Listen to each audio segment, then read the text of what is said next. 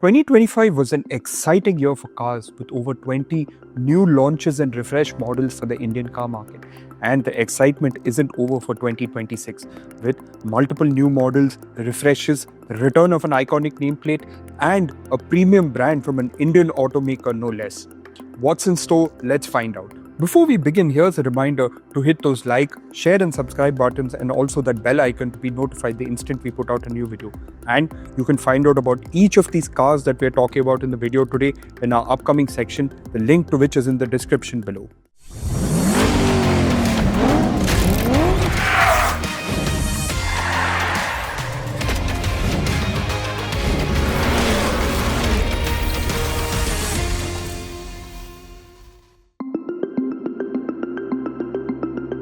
First on our list is the Tata Sierra EV. It was recently announced by the automaker that the car will launch in calendar year 2026, and a few spy shots that we have seen reveal a few details about the car, the likes of which include that it will share much of its overall design with the ICE model, likes of which include some of the design of the headlamps, the pop-out door handles, the wheels, as well as the shape of the tail lamps.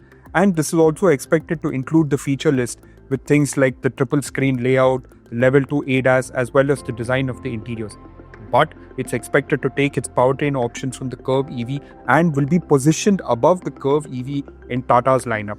This will be an important car for Tata in its official lineup in terms of EVs, because it will take on vehicles like the Hyundai Creta Electric, the Kia Carens Clavis Electric, as well as things like the MG ZS EV and upcoming models from Honda, Skoda and Volkswagen. The next big launch for Tata will be a facelift for its Punch micro SUV. This will be the first major update for this ICE Punch since it was launched in 2021 and will see it get some new exterior bits, but a larger part of this budget will be lavished on the feature list. It's expected to include an updated screens for the dashboard, 360-degree camera setup and updated connected car technology. There are expected to be no changes to the powertrain options, and it will continue with its 1.2-litre 3-cylinder petrol engine that can either be had with pure petrol or with CNG. The Punch is already quite a successful car for Tata. In fact, it's one of their top 3 in terms of volumes, and this update for this Tata Punch is expected to help it fend off competition from things like the Maruti Swift, Hyundai Grand i10 Neos, the Renault Taigun in terms of pricing, and of course the Hyundai Exter, which is its direct rival in terms of body style and pricing.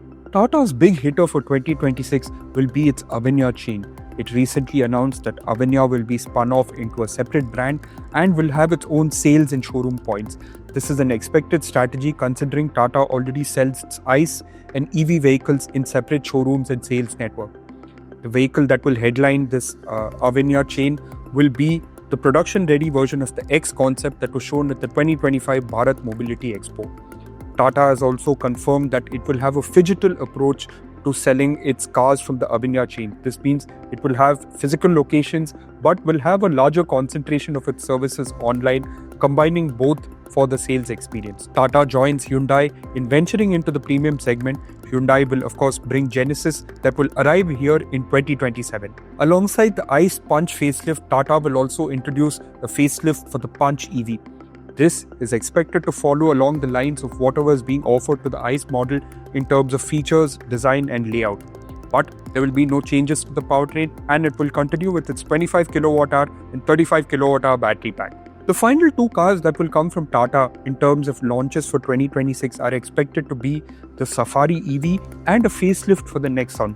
The Safari EV will follow on the lines of what is being offered with the Harrier EV in terms of design, powertrain and layout, but will of course offer 3 rows of seating and have an enhanced rear seat package, as is the case with the ICE Safari. This will be an important car for Tata because it will rival the likes of the Mahindra XEV9S and be one of the early players in what is currently a niche segment. Finally, there is expected to be a facelift for the Nexon. Now the Nexon is already pretty loaded, especially at the top end, so we expect this facelift to be more of design updates in terms of the front and rear end, as well as some of the bits of the interior.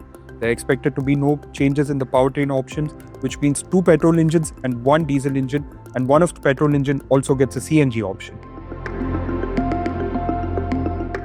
Next up is Hyundai, who will be having a much cooler year compared to Tata. but it will be bringing a few significant models to India, as it has already announced that it will be going big with its launches from 2027. First up on the list is a facelift for the Verna. This had been due for a while, and spy images revealed that there will be changes to the front and rear end as well as updates for the features, but no changes to the powertrain options. This means 2 petrol engine options, both of which get manual and automatic transmission options. Sedans might have taken a back seat in terms of buyer preference, but that doesn't mean it doesn't have some decent rivals, and there will be an update for the Honda City, and there will also be an update for the Skoda Slavia and the Volkswagen Virtus, all of which are expected to bring a major refresh to the segment. A surprise entry from Hyundai is expected to be a hybrid SUV that will find its place between the Alcazar and the upcoming Santa Fe. It is expected to be offered with both petrol and petrol hybrid option, be quite feature loaded given its position in the market, and of course bring a hybrid powertrain which will be produced in India for both domestic consumption as well as for export purposes. Hyundai's biggest launch, not just in terms of product but also in terms of size, will be the Santa Fe SUV. This will be a new premium SUV and the return of a brand that Hyundai has kept out of India for almost 10 years now. Like the vehicle below it, it will have both petrol and petrol hybrid options, be offered in 2-row and 3-row configurations, and be offered with all-wheel drive also. This will be Hyundai's answer to things like the Toyota Fortuner, Skoda Kodiaq, as well as the Tiguan and the upcoming Volkswagen Tayron. Nissan will have an exciting year with 2 major launches that are expected to happen towards the first half. The first will be the Gravite MPV.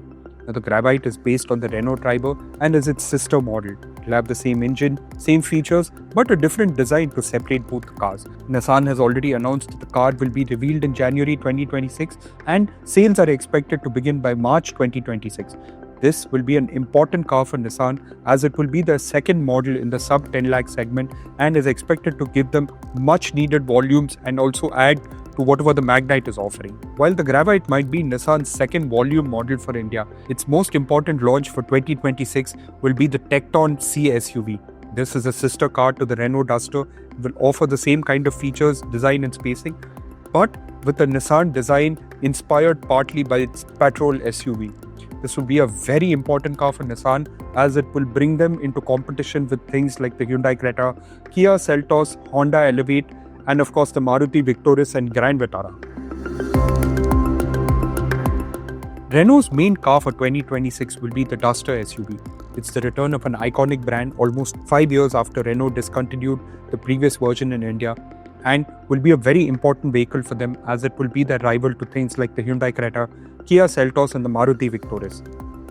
We have driven the international version in its Dacia guise, and that has given us an idea of what this vehicle would be like when it comes to India. But because it's coming in a higher segment in the Indian market, we expect Renault to add more features, better quality of interiors. It will initially be offered with a turbo petrol option, but is also expected to get all-wheel drive and a hybrid option around 2027 when Renault launches its 3-row version of the Boreal SUV in India. Honda, like Hyundai has said, 2027 will be a big year for it. But in 2026, we expect a facelift for the Honda City. This has been due for a while and will see the sedan get things like a new exterior design, updated interiors and of course updated features. While the sedan segment may not be doing so well because of the high demand of SUVs, this Honda City facelift will allow this iconic brand to revive itself, especially in the face of increasing competition, all of which are getting updates within the next few months, likes of which include the Virtus, Slavia as well as the Verna, which we had mentioned earlier in the video. The final automaker on our list is Volkswagen, which is coming with some significant updates for both the Virtus and the Taigun. Now, reports suggest that the car will get a new exterior design both for the Virtus and Taigun, both of which will align with Volkswagen's international sedan and SUV design. The feature list is expected to be enhanced given that they're already pretty loaded with things like level 2 ADAS as well as a significant rear package for the Virtus considering its larger size. Apart from these two budget models that Volkswagen already has planned for India, it will of course introduce the Tayron SUV for India. The Tayron is a 3-row SUV that will sit above the Tiguan but be locally assembled in India, as was the case with the Tiguan Allspace previously. It's expected to share much of its design and powertrain options with the Tiguan, but like we said, will be priced higher. And finally, Volkswagen is expected to open bookings for the second round of its Golf hot hatch. The Golf, of course, won Premium Car of the Year at Indian Car of the Year 2026. What do you think of our list? Do you think that we have missed anything or that anything should have been added? Let us know in the comment section below. Thank you so much for watching. Take care.